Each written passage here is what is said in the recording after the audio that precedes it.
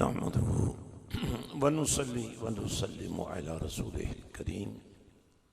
أعوذ بالله من الشيطان الرجيم. بسم الله الرحمن الرحيم.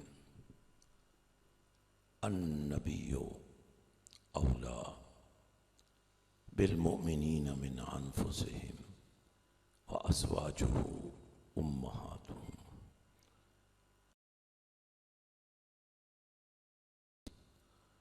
وصدق رسوله النبي الكريم الأمين. بلغ الأولى بكماله كشف الدجى بجماله حسنت جميع خصاله. صلوا عليه وآله. صلاة والسلام عليك يا سيدي يا رسول الله وعلى آلك وصحابك يا سيدي يا حبيب الله. السلام علیکم ورحمۃ اللہ وبرکاتہ. وعلیکم السلام ورحمۃ اللہ وبرکاتہ. بات نبوت سے شروع ہوتی ہے، اور جب آپ کو نبوت کی سمجھ آ جائے گی تو نبوت کے ساتھ ہر تعلق کو سمجھنا آسان ہو جائے گا. اللہ اکبر. آغاز کلام رحمان النبیوں سے ہو رہا ہے. کوئی بھی نبی اپنی جگہ پر کامل ہوتا ہے، مکمل ہوتا ہے.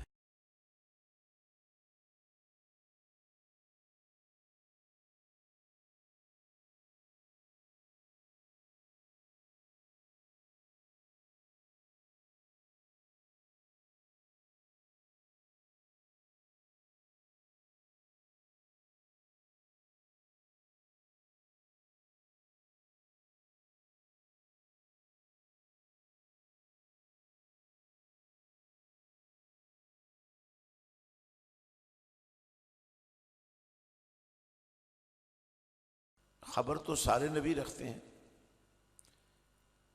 کہ نبوت چلتی ہی خبر پر ہے، اور خبر بھی عام نہیں، خاص.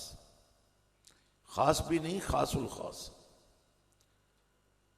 راز و نیاز کا نور جس خبر میں جلوہ گر ہو، اس خبر کی خبر رکھنے والے کو یہاں بیان کیا جا رہا ہے. جن لبوں پہ رب خود بولتا نظر آتا ہے،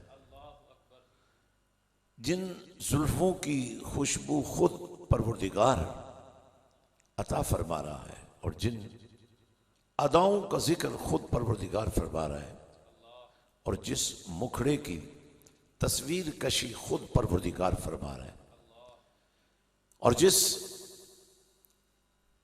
نسبت کو خود پروردگار بیان فرما رہا ہے،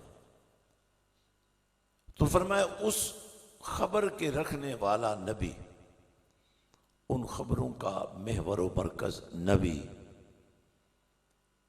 اس کے اختیارات کا یہ عالم ہے کہ صرف وہ خبر رکھتا نہیں ہے، وہ صرف خبر دیتا نہیں ہے، بلکہ اس کی ادائیں ہی خبر بن جاتی ہیں.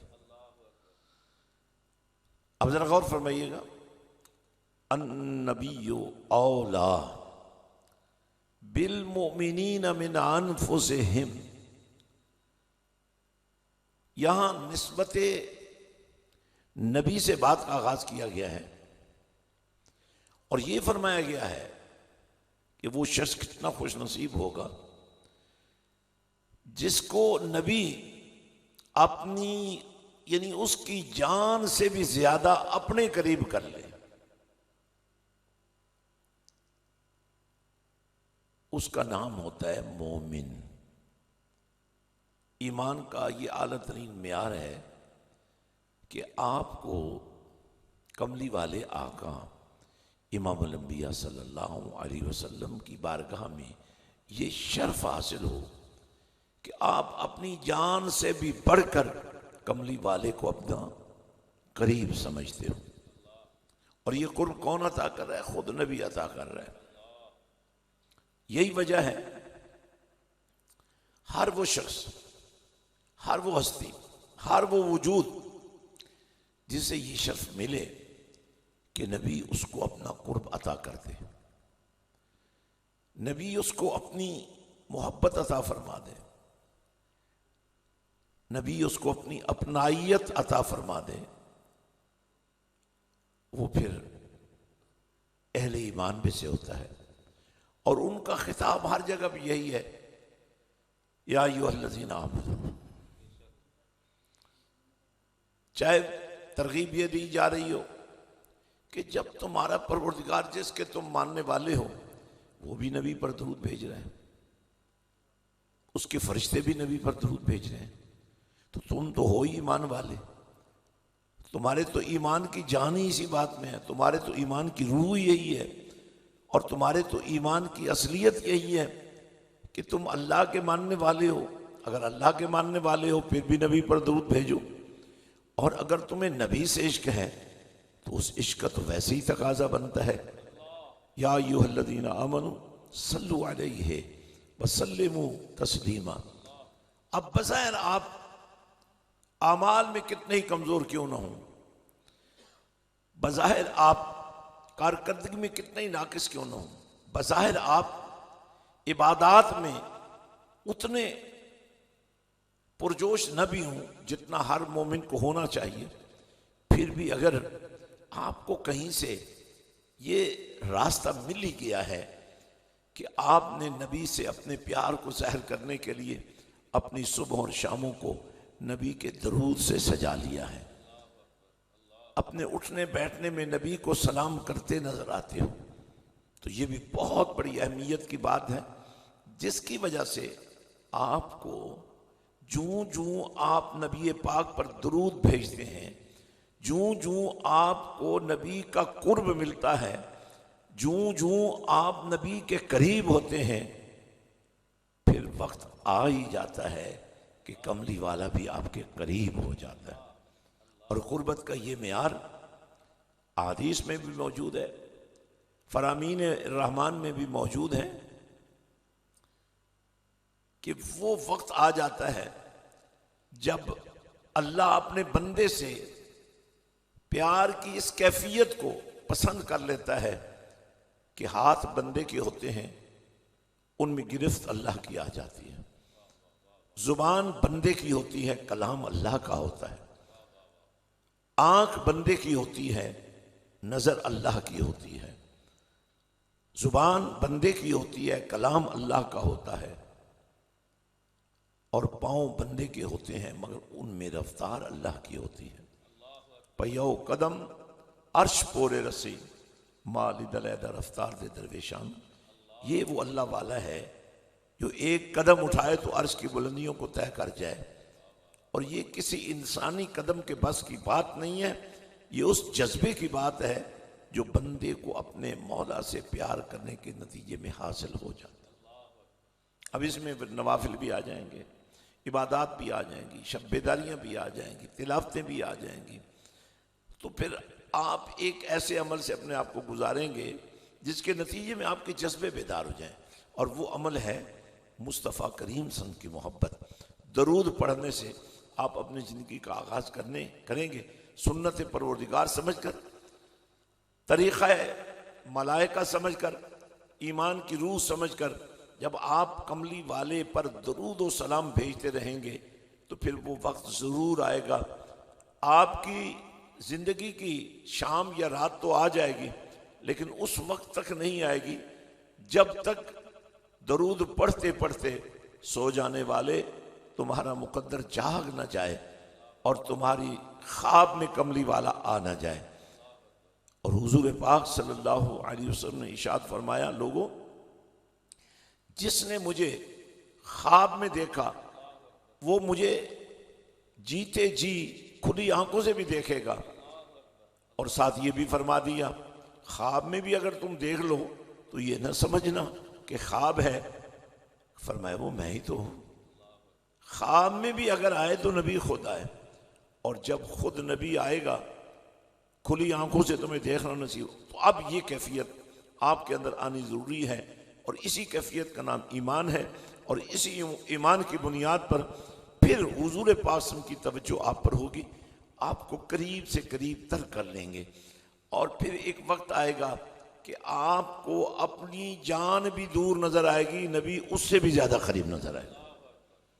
اب ایمان کی اس کیفیت کو آپ نے سمجھنا ہے، اور اسی گفتگو کا، اسی کلام کا اگلا جو مرحلہ ہے، فرمایا وَأَزْوَاجُهُ أُمَّهَاتُهُمْ. یہاں ذکر ہے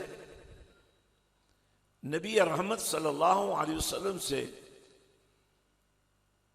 زوجیت کا تعلق رکھنے والی خواتین کا. اور آپ کو پتہ ہے جو سب سے پہلی خاتون نکاح مصطفیٰ صلی اللہ علیہ وسلم میں آئیں، اور جس ہستی کو اور جس شخصیت کو کملی والے آقا امام الانبیاء صلی اللہ علیہ وسلم نے اپنے ساتھ اپنی نسبت زوجیت کا حق دینے کا فیصلہ کیا، بظاہر عمر کا فرق، بظاہر سماجی اونچ نیچ کا فرق، لیکن نبی خود تو کوئی فیصلہ کرتا ہی نہیں. نبی کے فیصلے تو ازل سے ہی ہوئے ہوتے ہیں. یہاں ہم دیکھتے ہیں ام المومنین سیدہ طیبہ طاہرہ عاتقہ عفیفہ ام المومنین سیدہ خدیجۃ الکبریٰ رضی اللہ تعالی عنہا جب نکاح رسول صلی اللہ علیہ وسلم میں آتی ہیں تو وہ کہتی کیا ہیں؟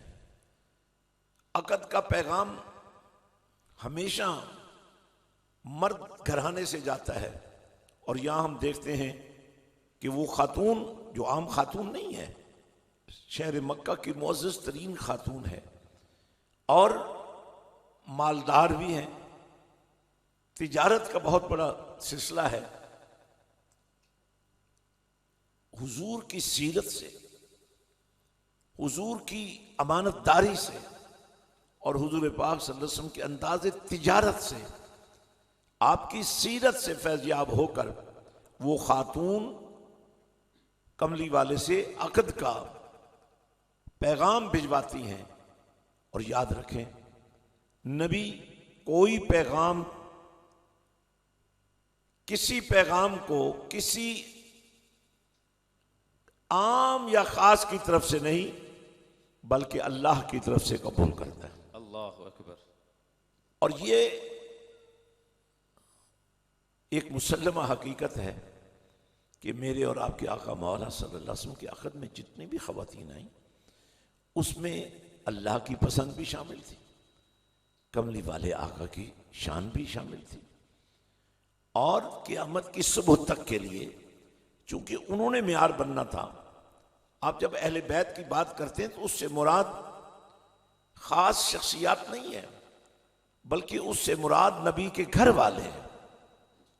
تو نبی کے گھر والے شروع کہاں سے ہوتے ہیں؟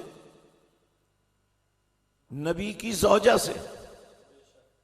یہاں سے اہل بیت کا سلسلہ شروع ہوتا ہے.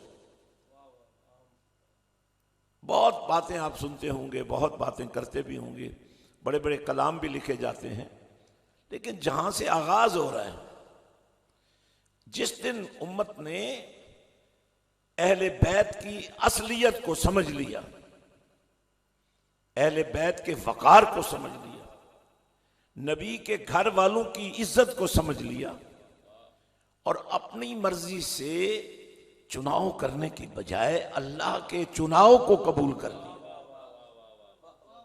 تو پھر اس سے فرقہ واریت کا خاتمہ ہوگا، ابلیسیت دم توڑ دے گی، شیطانیت اپنی موت آپ مر جائے گی.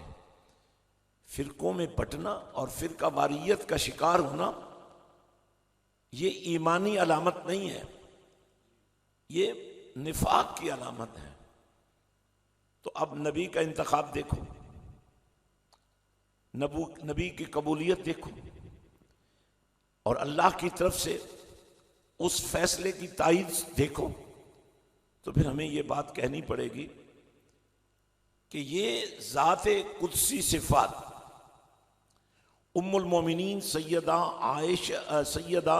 خدیجۃ الکبریٰ رضی اللہ تعالی عنہا اہل بیت کے اس حسن کو ظاہر کرنے میں پہلی ذات والا صفات. اور پھر اگر اس وقت ہم کملی والے آقا صلی اللہ علیہ وسلم کی باقی بیٹیوں کا ذکر نہ بھی کریں، باقی ازواج کا ذکر نہ بھی کریں، تو اسی ایک ذات اور اسی ایک ذات کی بارگاہ سے نور مصطفیٰ کے تعلق سے جس شخصیت کو میں ابھی بیان کرنے لگا ہوں، وہ سیدہ کائنات، مخدومہ کائنات،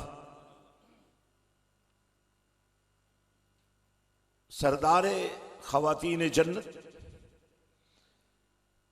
سیدہ طیبہ طاہرہ زاہدہ عابدہ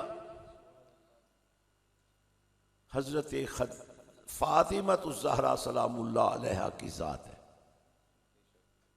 اب انہی کے بطن سے حسن و حسین پاک، سیدہ زینب اور دیگر ہستیاں، اور پھر ان کے وجود سے آگے ہستیاں، لیکن اس سے قطعی یہ بات کسی نے نہیں سمجھنی کہ اب نبی نے انتخاب کیا سیدہ کو، خدیجۃ الکبریٰ کو، تو بات یہیں ختم ہو گئی۔ اب نبی ہی انتخاب پھر کر رہا ہے بنت صدیق کا۔